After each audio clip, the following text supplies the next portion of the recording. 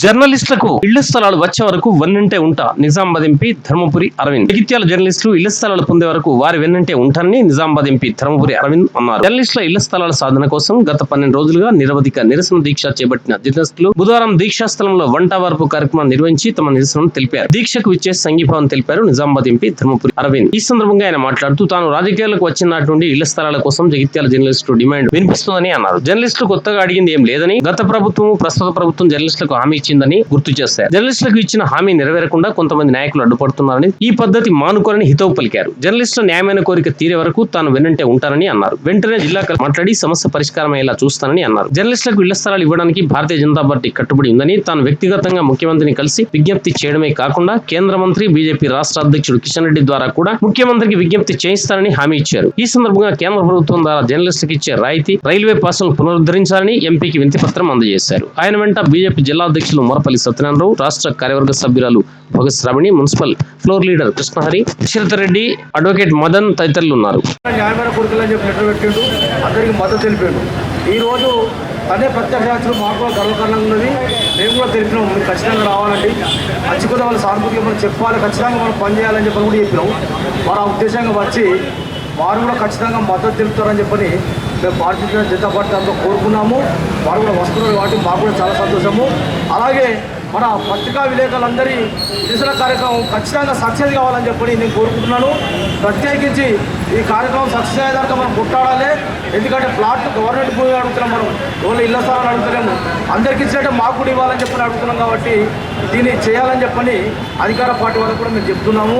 ఎందుకంటే ఒక లెటరు ఇప్పటికైనా ఆ రెవెన్యూ శాఖ మంత్రికి లెటర్ ప్యాడ్ పెడితే వాళ్ళు నిజంగా అలర్ట్ చేస్తారు. కలెక్టర్ గారికి చెప్తే కలెక్టర్ గారు ప్రభుత్వ భూమిని చూసి ఏ వీళ్ళ స్థలం అయితే కేటాయించాలో ఆ స్థలం కేటాయించాలని చెప్పని మేము భారతీయ జనతా పార్టీ గతంలో ఎన్నో ప్రభుత్వాలను చూసిరు.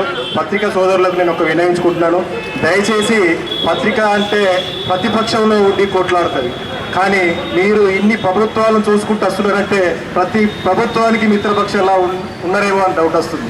అందుకని నేను అంటున్నాను, ప్రతిపక్షంలో ఉన్నాం పత్రిక, మేము ప్రతిపక్షంలో ఉన్నాం రాష్ట్రంలో. ఇలాంటి ప్రభుత్వాలు ఎన్ని చూసినో భవిష్యత్తులో భారతీయ జనతా పార్టీ అధికారం కట్టే ఖచ్చితంగా ఇస్తాం.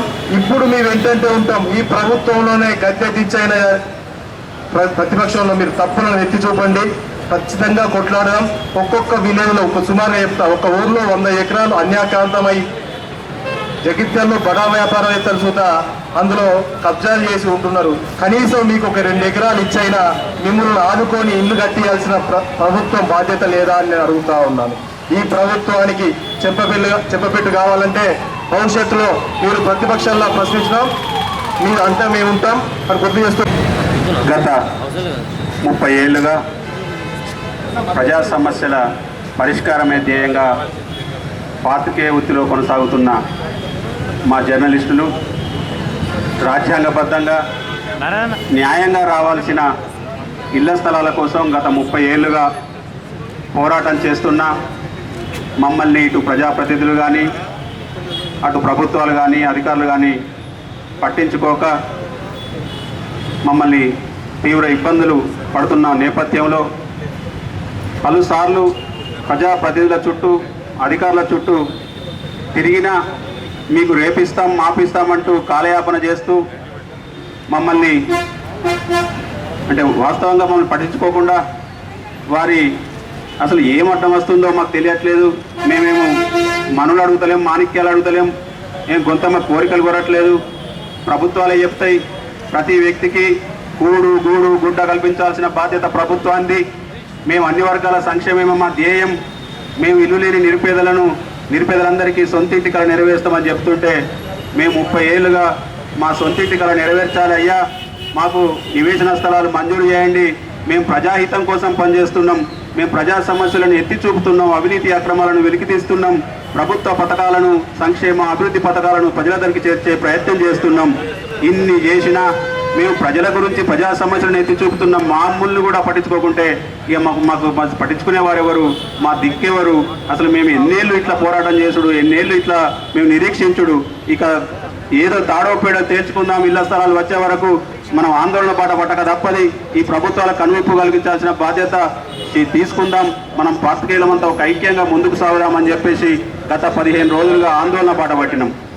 ఆందోళన బాటలో భాగంగా మొట్టమొదటగా మొదటి రోజున రాజ్యాంగ నిర్మాత డాక్టర్ బాబాసాహెబ్ అంబేద్కర్ విగ్రహానికి వినతి పత్రం ఇచ్చి, అయ్యా మాకు రాజ్యాంగబద్ధంగా రావాల్సిన హక్కులు నెరవేరేలా చూడండి, ఈ ప్రభుత్వాలు పాలకులు మమ్మల్ని పట్టించుకోవట్లేదు, వారికి కనువిప్పు కలిగేలా మీ ద్వారా మేము వినతి పత్రం ఇస్తున్నాం, మీరైనా మీ ద్వారానైనా కనువిప్పు కలగాలని కోరినాం.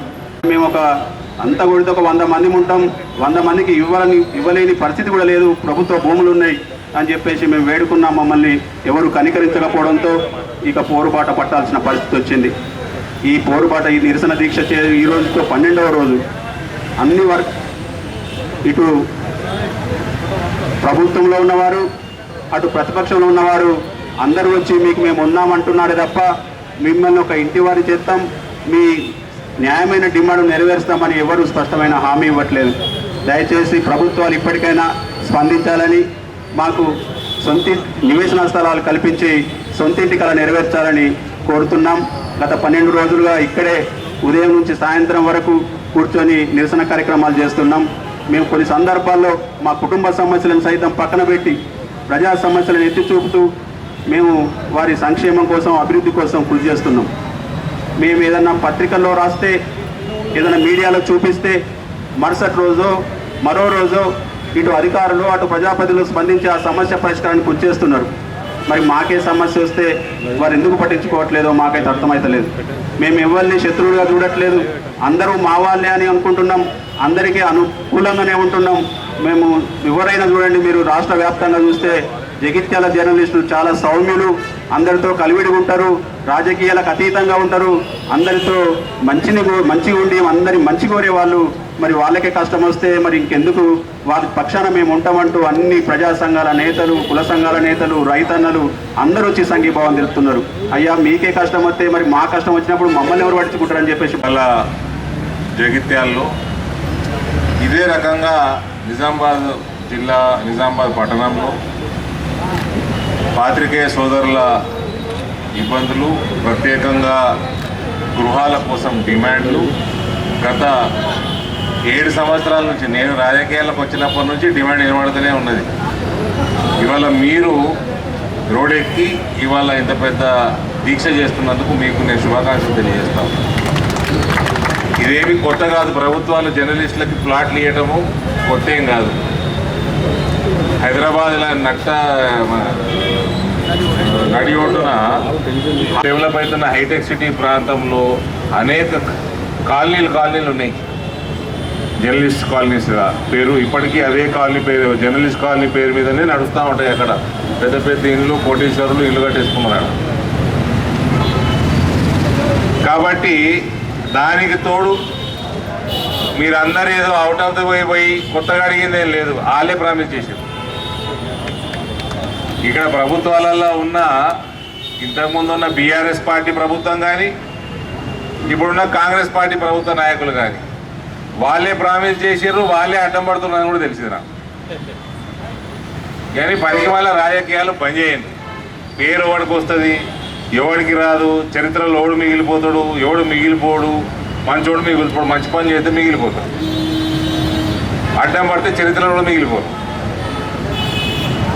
నేను ఎంపీగా ఇప్పుడు నెక్స్ట్ నేను కలెక్టర్ గారి దగ్గర మీటింగ్ పోతా ఉన్నా. నేను ముఖ్యమంత్రి గారికి పర్సనల్గా మాట్లాడతాను.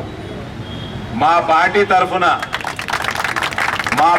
తరఫున ఎందుకంటే మేము కూడా మీ దగ్గరకు వచ్చి స్పీచ్ ఇచ్చిపోడు కాదు, మా పార్టీ తరఫున కమిట్మెంట్గా ఉండాలని కిషన్ రెడ్డి గారిని కూడా లిఖితపూర్వకంగా ముఖ్యమంత్రికి రాయమంటాను.